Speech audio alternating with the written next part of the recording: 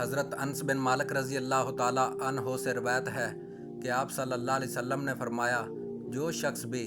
جنت میں داخل ہوتا ہے وہ پسند نہیں کرتا کہ دوبارہ دنیا کی طرف لوٹ جائے اور اسے دنیا کی ہر چیز دے دی جائے، مگر شہید اس معاملے میں یہ ہے کہ وہ تمنا کرتا ہے کہ وہ دنیا میں دوبارہ واپس لوٹ جائے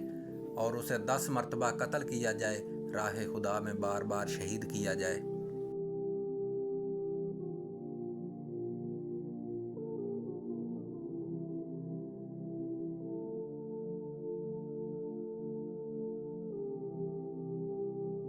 حضرت ابو ہریرہ رضی اللہ تعالی عنہ سے روایت ہے کہ رسول اللہ صلی اللہ علیہ وسلم نے فرمایا، جو شخص بھی اللہ کی راہ میں زخمی ہو اور اللہ ہی جانتا ہے کہ کون اس کی راہ میں زخمی ہوتا ہے، وہ قیامت کے دن اس حالت میں آئے گا کہ اس کے زخم سے خون کا فوارہ بہہ رہا ہوگا، رنگ خون کا اور خوشبو کستوری کی۔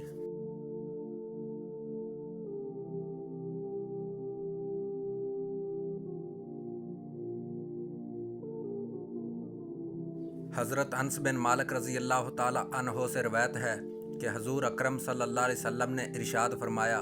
جب بندے قیامت کے دن حساب کتاب کے لیے کھڑے ہوں گے تو کچھ لوگ اپنی تلواریں گردنوں پر اٹھائے ہوئے آئیں گے، ان سے خون بہہ رہا ہوگا، وہ جنت کے دروازوں پر چڑھ دوڑیں گے، پوچھا جائے گا، یہ کون ہیں؟ جواب ملے گا، یہ شہداء ہیں جو زندہ تھے اور انہیں روزی ملتی تھی۔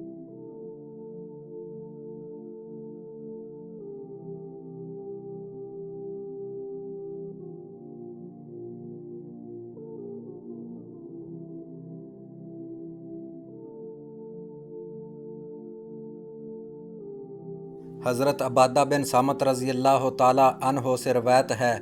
کہ رسول اللہ صلی اللہ علیہ وسلم نے ارشاد فرمایا، بے شک اللہ کے ہاں شہید کے لیے 7 کرامتیں ہیں، پہلی بار اس کے بدن سے خون نکلتے ہی اس کی بخشش فرما دی جاتی ہے، جنت میں وہ اپنا ٹھکانہ دیکھ لیتا ہے، ایمان کے زیور سے راستہ کر دیا جاتا ہے، حوروں سے اس کی شادی کر دی جاتی ہے، عذاب قبر سے محفوظ رکھا جاتا ہے، قیامت کی ہولناکیوں سے معمون رکھا جاتا ہے، اس کے سر پر یاقوت کا تاج رکھا جاتا ہے جو دنیا ما فیہا سے بہتر ہے، بہتر حوروں سے اس کی شادی کر دی جاتی ہے، اس کے رشتہ داروں سے 70 شخصوں کے حق میں اسے شفیع بنایا جاتا ہے۔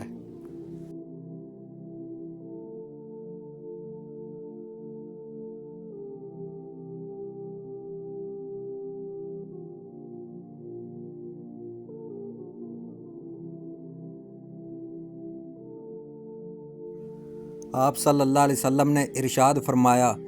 جو شخص اللہ کی راہ میں جہاد کے لیے نکلا اللہ اس کا ضامن ہو گیا، اللہ تعالیٰ فرماتا ہے، اس کو میری ذات پر یقین اور میرے پیغمبروں کی تصدیق نے اس سرفروشی کے لیے گھر سے نکالا ہے، میں اس بات کا ضامن ہوں کہ یا تو اس کو واپس کر دوں ثواب اور مال غنیمت کے ساتھ، یا شہید ہونے کے بعد جنت میں داخل کر دوں۔ رسول اللہ صلی اللہ علیہ وسلم نے ارشاد فرمایا، اگر میں اپنی امت پر اس کام کو دشوار نہ سمجھتا تو لشکر کا ساتھ نہ چھوڑتا، اور میری خواہش ہے کہ میں اللہ کی راہ میں مارا جاؤں، پھر زندہ کیا جاؤں، پھر مارا جاؤں، پھر زندہ کیا جاؤں، پھر مارا جاؤں۔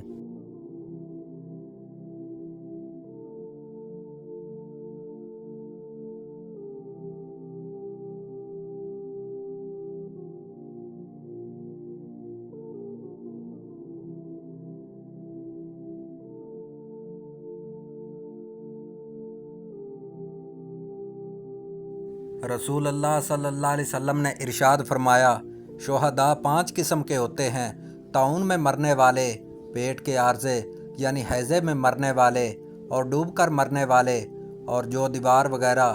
کسی بھی چیز سے دب کر مر جائے، اور خدا کے راستے میں جہاد کرتے ہوئے شہید ہونے والے۔ اور آپ صلی اللہ علیہ وسلم نے فرمایا کہ اگر لوگوں کو معلوم ہو جائے کہ اذان دینے اور پہلی صف میں شریک ہونے کا ثواب کتنا ہے، اور پھر اس کے سوا کوئی چارہ کار نہ ہو کر قرعہ ڈالا جائے تو لوگ ان کے لیے قرعہ ہی ڈالا کریں۔